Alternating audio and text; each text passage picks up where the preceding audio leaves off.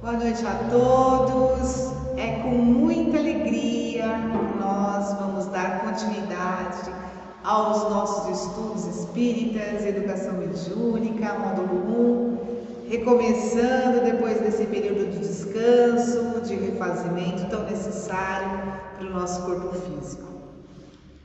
Assim, queridos irmãos, nós vamos convidando a todos para que quem quiser se sentir à vontade, fechar os olhos, que é uma forma de nós nos encontrarmos com o nosso eu, esquecendo os problemas lá fora, as atribulações, para encontrar o Cristo, esse sol maravilhoso que aquece os nossos corações, que refaz o nosso espírito, que nos dá oportunidades de trabalho, para que através desse trabalho possamos demonstrar o nosso amor, a nossa fé e o nosso desejo de evoluir. Graças a Deus. Nós vamos continuar, não é? E hoje nós vamos ver a aula de número 22. Na parte A nós vamos ver a epífise. Na parte B, a força mediúnica. A epífise recebe o nome de glândula pineal, epífise neural ou simplesmente pineal. Assim a ciência a nomeou, assim a ciência promove seus estudos, suas pesquisas, que são trazidas para todos nós largamente, não é? Aí através da literatura, de toda a informação que nós encontramos aqui na internet, não é? E outros meios. Glândula da mediunidade. Nós vamos saber, não é? À medida que nós vamos compreendendo o que é a glândula pineal, quais as suas funcionalidades, a sua estrutura, nós vamos compreender porque ela também é chamada de glândula da mediunidade. Centro de força frontal, não é? Esse nome vem de encontro à sua localização, que é entre os olhos, né? Se nós pudéssemos aí colocar o nosso dedo e ele atravessasse todo o nosso cérebro, ele encontraria lá atrás, né? Numa linha reta, encontraria ali a glândula pineal. Nas figuras nós encontramos a representação do cérebro, ali é onde a glândula pineal é minúscula, e nós temos também a representação que traz a glândula pineal como esse centro de força, não é? Considerando também que o centro de força coronário também está ligado, ele é, conforme nós estudamos, um centro de força fundamental, talvez seja aí o senhor dos centros de força, onde promove a recepção ali de toda a energia que nós precisamos para que depois elas sejam distribuídas, né, aos seus setores corretamente. Glândula mínima do nosso sistema endócrino, ali, essa informação nós encontramos no nosso livro de estudo. A epífise é conhecida do homem desde a antiguidade, né? Lá nos primórdios, onde o homem não tinha acesso a todos os recursos que nós temos hoje, a glândula pineal já era conhecida. Uma das mais antigas citações encontra-se nos Vedas, livros sagrados hindus, onde é classificada como um dos mais importantes centros de energia do nosso corpo. E está ali representada na nossa figura, onde ela aparece brilhante, pequenininha, comparada talvez a um grão de arroz cozido, a um caroço de azeitona, a um grão de ervilha. Galeno, que é um filósofo grego, denominava como conário, por ter um formato de pinha, né? Ali onde nós vemos a sua representação na primeira figura, nós percebemos ali o seu formato. Mas será que ela é igual com todos nós? Será que ela tem aí essa mesma forma milimétrica em todos nós? Ela apresenta algumas diferenças que são trazidas para nós através dos estudos do Dr. Sérgio Felipe de Oliveira. Ele é médico, ele tem um hospital aqui em São Paulo, ele trata dos distúrbios da glândula pineal, é um especialista nessa matéria, não é? Combinada com as terapias, não é? A parte prática da glândula pineal, que seria aí a mediunidade, não o desenvolvimento, mas a educação, conhecimento, o aprimoramento dessa ferramenta para que não seja taxada como uma doença, taxada como um distúrbio psicológico, porque a mediunidade, ela não é uma doença, ela precisa ser entendida, ela é o nosso sexto sentido e como tal nós devemos o quê? Direcionar a partir de que situação? Da educação que nos traz o conhecimento, não é? Porque ela tem uma infinidade de variedades e nós precisamos, nada no nosso corpo, nada na nossa existência está desconectado. Tamanha conexão que nós temos aí no universo que nos envolve. Os egípcios a conheciam como olho de Horus, atribuindo o quê? O que os egípcios tinham tanto, não é? Eles eram muito avançados para o seu tempo em termos espirituais, não é? Além de toda a sua filosofia, seu modo de vida, suas técnicas, né, de construção, etc., a sua organização social e etc. E se nós vermos, não é, atribuindo ao olho de Horus essa visão de eventos espirituais, né, como uma visão a mais, né, não se enxerga com os olhos físicos, se enxerga com os olhos espirituais e vê o que não é visível para todas as pessoas. Na representação, nós vamos ver aqui o desenho do olho de Horus. Para os egípcios, na civilização egípcia, é semelhante à representação do cérebro e na localização da epífise, não é? Nós vemos aí uma semelhança. Por que será que olho não é olho, visão? Porque o enxergar com a pineal, não é? Porque a pineal ela é formada da mesma estrutura que os nossos olhos, não é? Das mesmas células dos nossos olhos. Então aí se atribui essa visão, não é? Porém, o que nós podemos pensar? Mas lá os egípcios já sabiam, não é? A mediunidade, ela sempre esteve presente na vida do homem, não é? Nós sempre estivemos aí em contato com o mundo espiritual. E só para lembrar, não é? O nosso mundo é uma cópia do mundo espiritual, não é? Então nós temos aí espíritos que vêm nos ensinar, nos dar as primeiras noções para que nós possamos aí desenvolver os processos e procedimentos que hoje nós temos aí para nos auxiliar a viver melhor, a termos mais saúde e a termos mais uma interação com o plano espiritual. No século XVII, René Descartes, matemático e físico, afirmou que a epífise era o ponto de união entre a alma e o corpo, ou seja, órgão com funções extracorpóreas. Descartes traz para nós já a teoria do dualismo. Que teoria que é essa? Que o homem é um ser duplo, que é espírito e é corpo físico, matéria.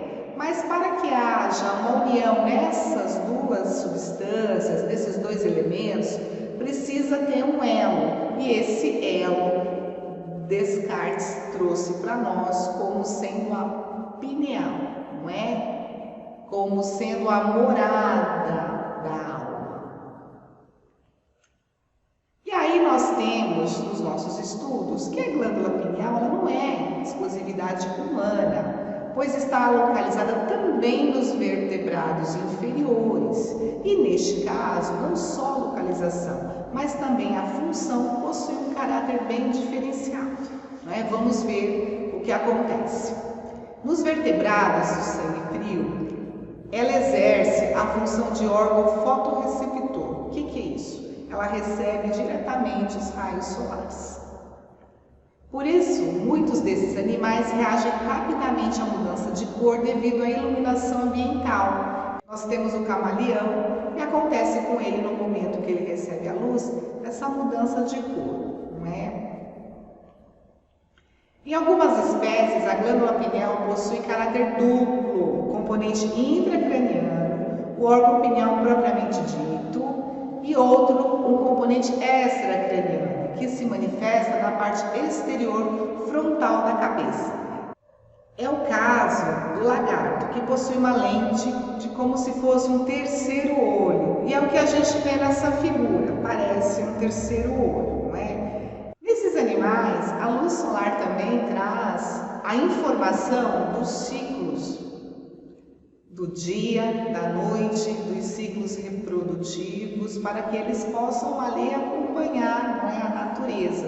Tudo tem um propósito. E os animais, como não poderia deixar de ser, estão diretamente envolvidos com os processos da natureza.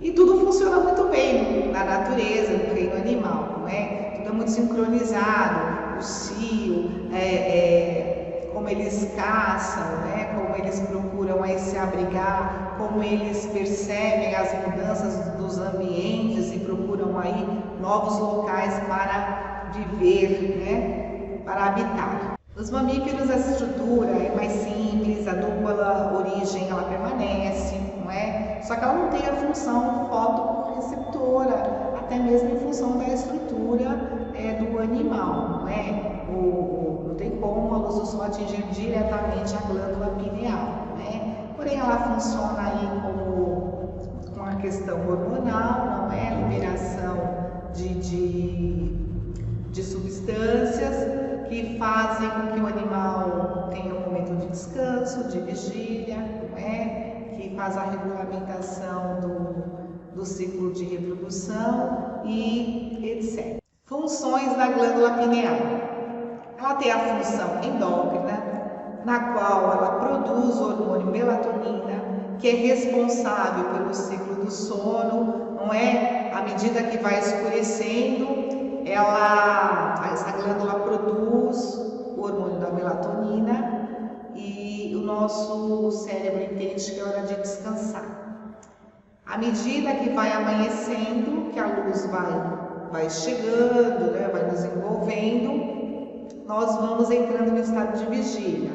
Acordamos mais dispostos, não é? Acordamos bem-humorados.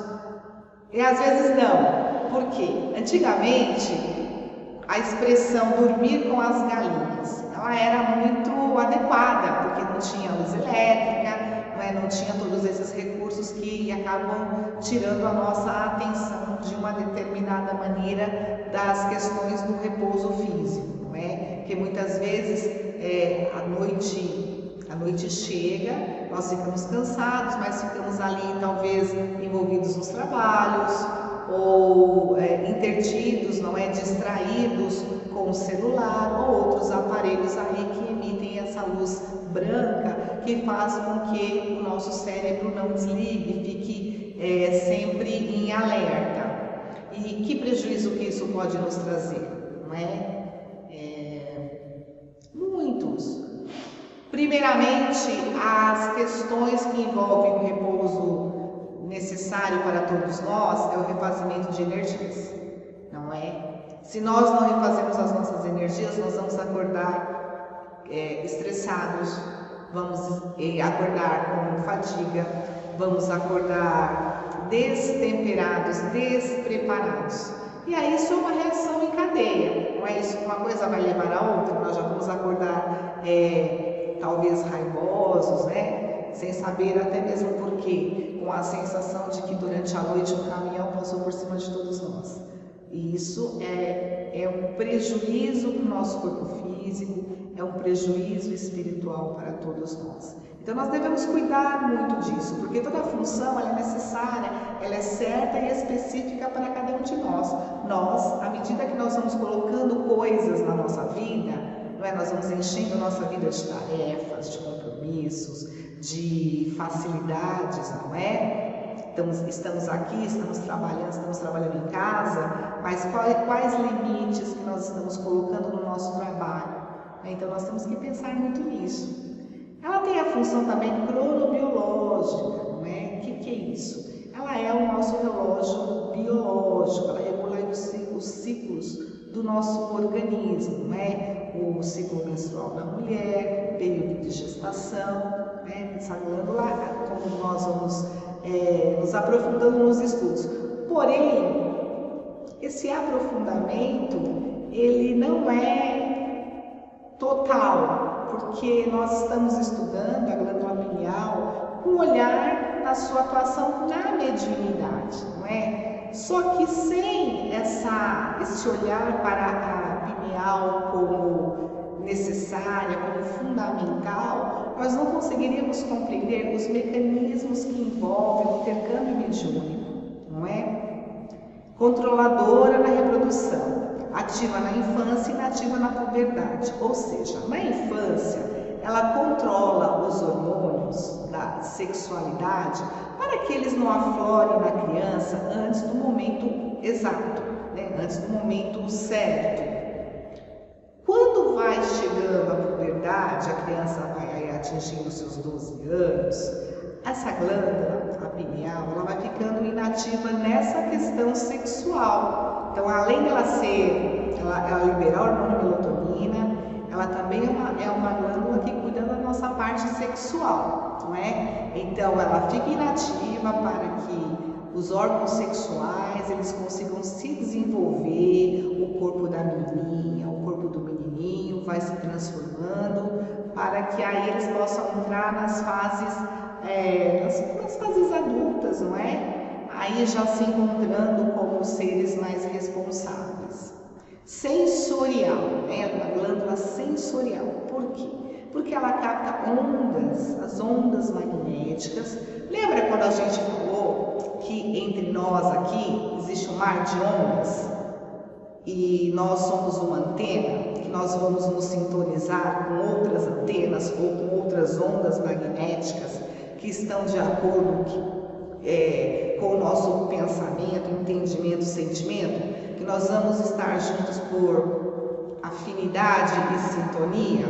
É como se nós tivéssemos uma TV, não as digitais, não é? Porque a digital é só ligar e já entra no canal que se deseja.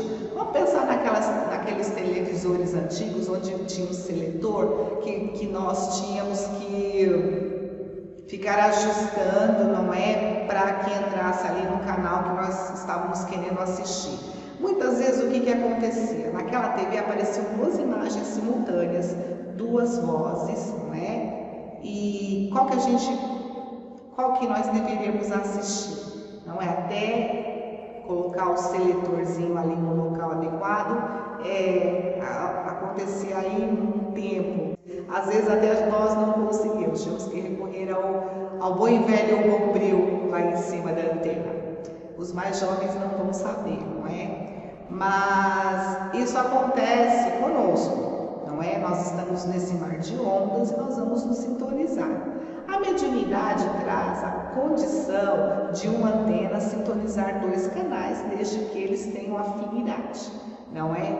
O médium ele consegue perceber o mundo físico e o mundo espiritual. Através do que? Da glândula pineal, que faz essa transformação. Capta as ondas, transforma as ondas através de um processo neuroquímico que ativa o nosso sistema nervoso, não é? E aí essa informação que foi decodificada pela pineal, ela vai ser aí encaminhada, distribuída aos centros de força e vai ser direcionada ao órgão no qual vai transmitir a mensagem do espírito comunicante, seja a voz, a audição, a mão através da escrita, da psicografia, não é? Que é um tema que nós temos estudado muito, mas nós só vamos abrir um parênteses para dizer o seguinte: todos esses temas, pelo formato do nosso curso, nós não vamos conseguir ver, né, estudar de uma forma profunda. Então, o que nós pedimos?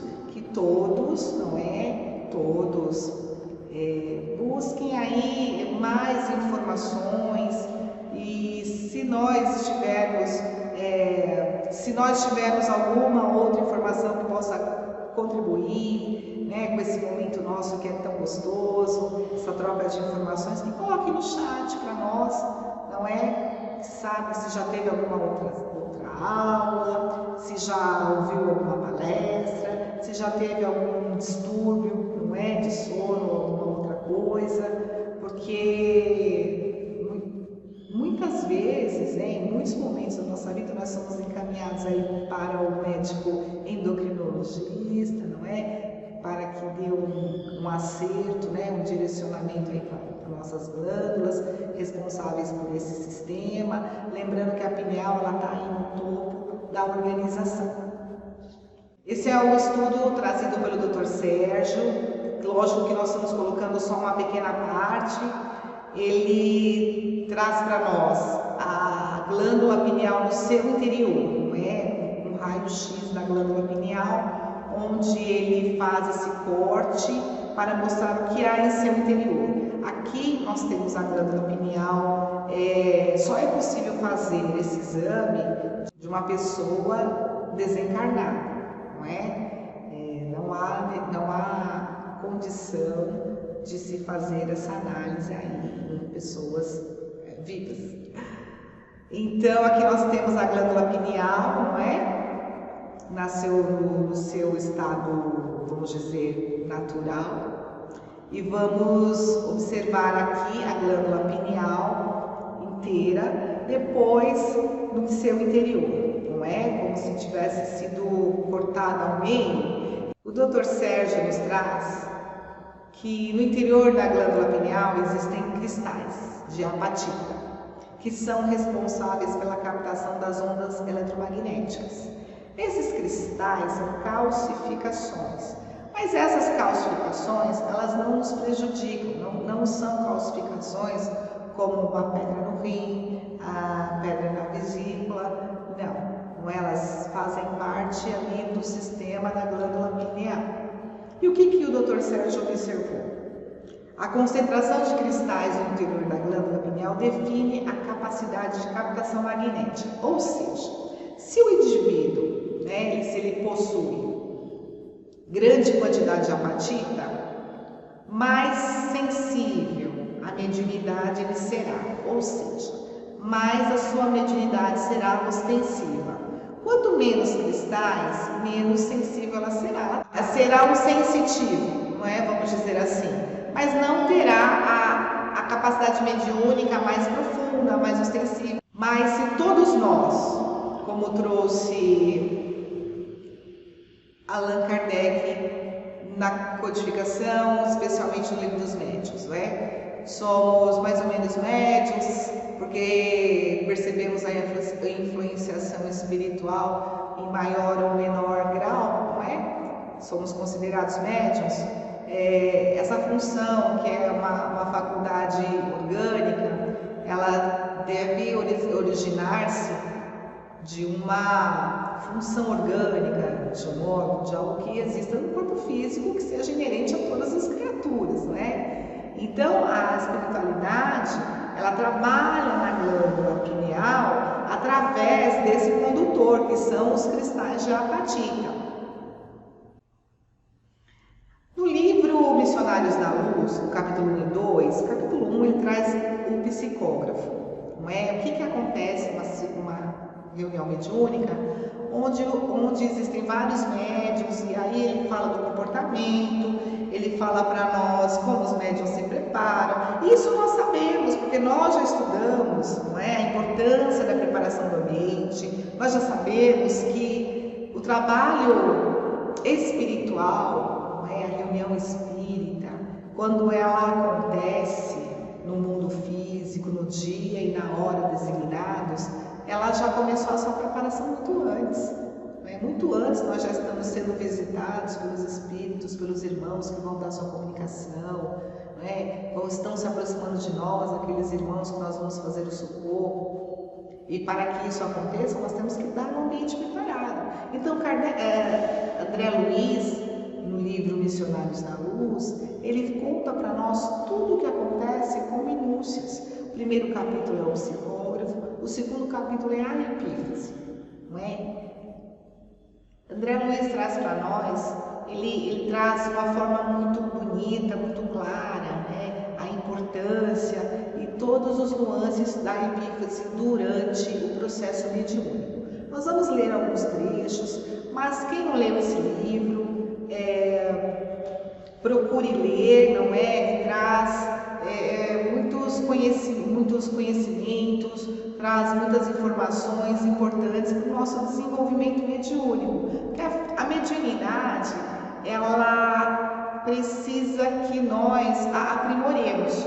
E o aprimoramento da mediunidade se dá com a mudança de comportamento. Está tudo ligado. Então não adianta nós sermos pessoas irritadas, sermos pessoas nervosas e queremos aí dar um bom resultado no intercâmbio mediúnico. Quem estará conosco? O que a gente falou lá? A gente vive no mar de ondas, a gente vai se sintonizando com a frequência que está de acordo com a nossa. A gente não vai ficar sintonizado, ligado a irmãos que têm frequências diferentes. Isso não vai acontecer. Então vamos lá, vamos ver o que está acontecendo ali no livro Missionários da Luz.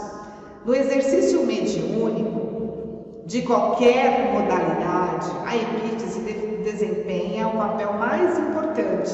Então qualquer momento que nós entramos em oração, que nós nos conectamos com o mundo espiritual, a epífise está trabalhando. E aí nós vamos perguntar, não é? No Evangelho do Lar, será que a epífise está trabalhando? Será que ela está se abrindo aí para captar as emanações do mundo espiritual? Ela está.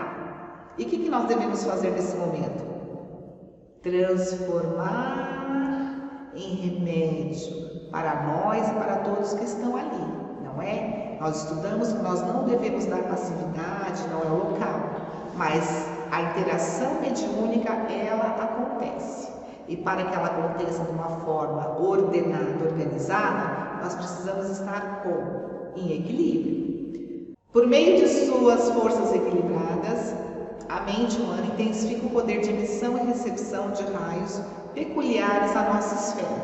Então a mente humana tanto emite como recebe os raios, não é? As ondas eletromagnéticas que são peculiares, né, da nossa esfera. Qual esfera? Espiritual. É nela, na epífise, que reside o sentido novo dos homens. Entretanto, na grande maioria deles, a potência divina dorme, embrionária, não é? Então, na epífise está o sexto sentido, vamos dizer assim. Mas na maioria, esse sentido está dormindo, não é? Essa visão espiritual, né? esse utilizar a epífise, primeiro conhecer a epífise, a glândula pineal e seus benefícios, não é? Depois, utilizar bem. Mas como é que nós vamos utilizar essa glândula? O mundo espiritual nos comunica conosco através do pensamento e vontade? E nós também, como espíritos, não temos o pensamento e vontade? E o que é que nós estamos fazendo com o nosso pensamento, com a nossa vontade? Eles estão limpos, serenos? Que energia nós estamos transmitindo? Não é? Nós estamos ainda muito resistentes no perdão, nós estamos muito intolerantes na convivência. Então tudo isso nós temos que pensar. Por quê? Esse magnetismo, esses bons fluidos, não é? Esse remédio está em nós. Mas como é que nós vamos liberar tudo isso, não é? Como é que nós vamos fazer com que aconteça o que é melhor, se nós ainda não conseguimos praticar o que é melhor para nós mesmos, não é? Se nós ainda não compreendemos o sentido da mudança, não é? Quanto mais ele notava as singularidades do cérebro, mais admirava a luz crescente que a epífise deixava perceber. A glândula minúscula transformara-se em núcleo radiante. Em derredor, seus raios formavam malotos de pétalas sublimes. Examinei atentamente os demais encarnados, e em todos eles a glândula apresentava notas de luminosidade, mas em nenhum brilhava como no intermediário em serviço. Então veja bem, queridos irmãos, muitas vezes a reunião mediúnica está lotada de trabalhadores, mas apenas alguns conseguem o intercâmbio, apenas alguns conseguem executar a tarefa como se deve. não é? Olhe o espanto de André Luiz, né? De ver a pequenina glândula como uma flor maravilhosa crescendo, se expandindo, não é? Então aconteceu nesse momento a relação fluídica, não é tão necessária para o trabalho, para o intercâmbio mediúnico, não é? Vontade, propósito, necessidade. Instrumento, espírito comunicante afinizados para o bom trabalho. Diz André Luiz que estudar a função da epífise nos meus apagados serviços de médico terrestre, segundo os orientadores clássicos, circunscreviam-se suas atribuições ao controle sexual no período infantil. E responde Alexandre: não se trata de órgão morto, segundo velhas suposições. É a glândula da vida mental. Ela acorda no organismo do homem na puberdade. As forças criadoras e em seguida continuam a funcionar como o mais avançado laboratório de elementos psíquicos da criatura terrestre. Quando André Luiz aqui estudava, o que se pensava? Que a glândula pineal ela tinha apenas a função de regular a sexualidade, né? As funções da sexualidade do período da infância. Passado esse período, ela ficaria sem função, não é? Ela seria aí um órgão inativo.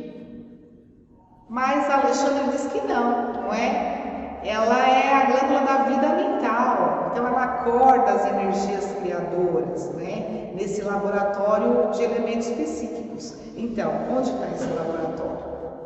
Não é a nossa mente? Então vamos dar um exemplo desse laboratório de elementos psíquicos. Quando nós estamos em um lugar que nós não nos sentimos bem, quando nós estamos num lugar e um cheiro, uma música nos traz uma determinada lembrança e nós ficamos felizes e voltamos para o momento e aquilo nos enche de alegria, pronto, mudamos a sintonia. E como nós falamos no início, quando nós estamos em um lugar onde nós não estamos nos sentindo bem, o que está acontecendo? A nossa glândula pineal está captando as emanações espirituais daquele lugar e nos traz lembranças e sensações, ela nos traz sentimentos, não é? Então muitas vezes nós encontramos alguém que não está bem, que o seu laboratório psíquico não está funcionando bem, não é? Não está com uma emanação boa e chega perto de nós e nós ficamos ali nos sentindo mal e de repente a pessoa diz: olha, eu estou me sentindo ótimo, e nós ficamos nos sentindo mal. Como é que nós devemos direcionar esse laboratório? Não é? Essa realização constante, contínua, essa troca, não é? Porque nós não emitimos e recebemos, então existe uma troca. Como é que nós podemos fazer para manter, para buscar o equilíbrio? A prece, queridos irmãos. Através da prece nós vamos nos reequilibrar, não é? Agradecer porque conseguimos ajudar o nosso irmão, agradecer porque conseguimos estar ali desempenhando o nosso papel, ajudando o nosso próximo, né?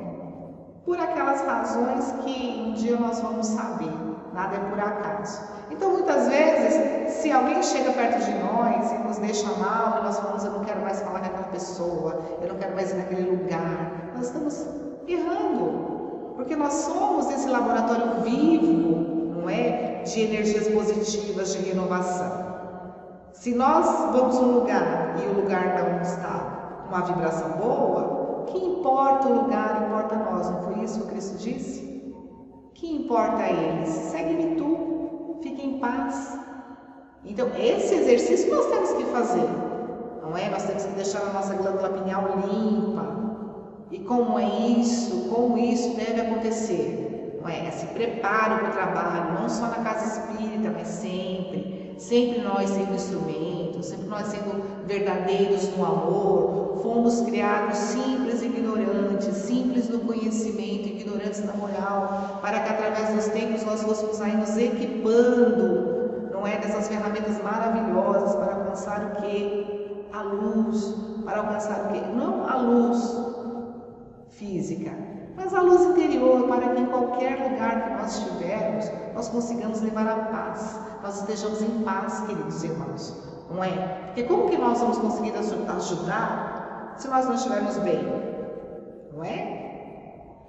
Aos 14 anos aproximadamente, de posição estacionária quanto às suas atribuições essenciais, recomeça a funcionar no homem reencarnado. O que representa controle é fonte criadora e válvula de escapamento.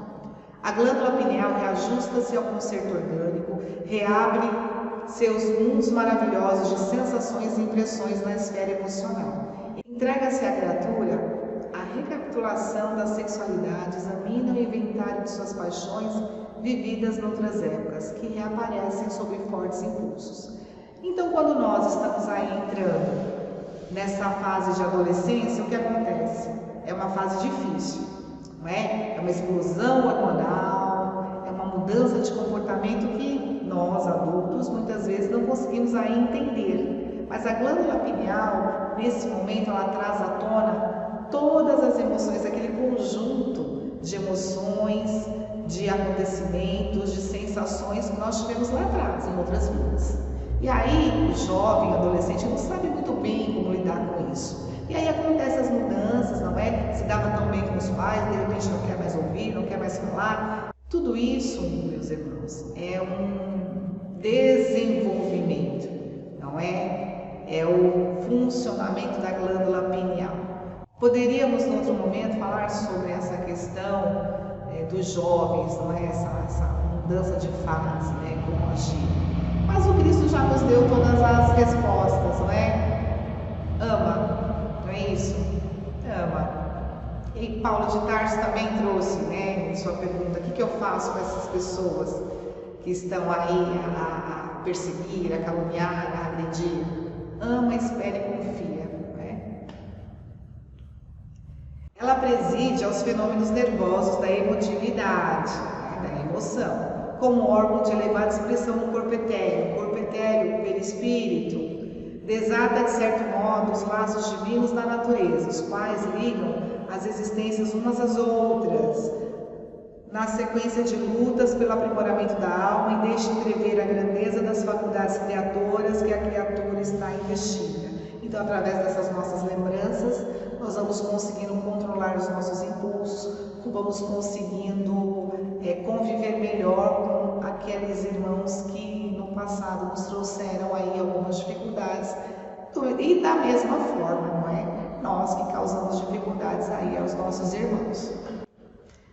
Na nossa parte B, nós temos a força mediúnica, não é? Força mediúnica é bendito recurso inerente à personalidade humana, trazida para todos nós através da espiritualidade, através desse contato com a espiritualidade.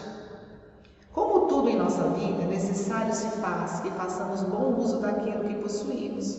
Na mediunidade também é assim. Indispensável que a coloquemos no serviço do bem, não importando qual tipo, nem tampouco o grau de intensidade.